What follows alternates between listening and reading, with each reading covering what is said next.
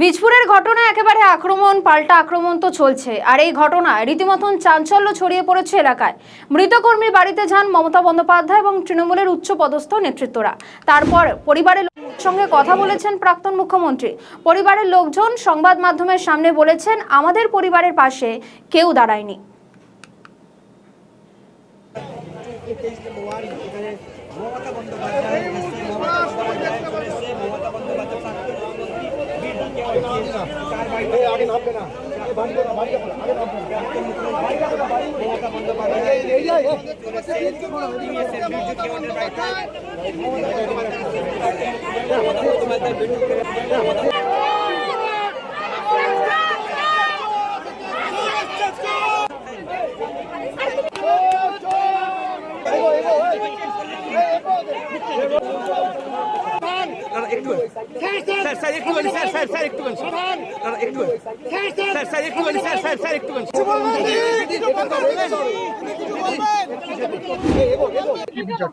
আমাদের পুলিশ যদি কাস্টাডিতে মেরে থাকে তাহলে ওর আমার ন্যায় হোক।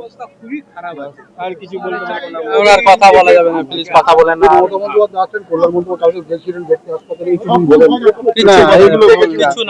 কেউ যায়নি দেখতে, কেউ যায়নি আমাদের, না কেউ আসেনি, আমাদের পাশে কেউ আসেনি। ছেড়ে দিন।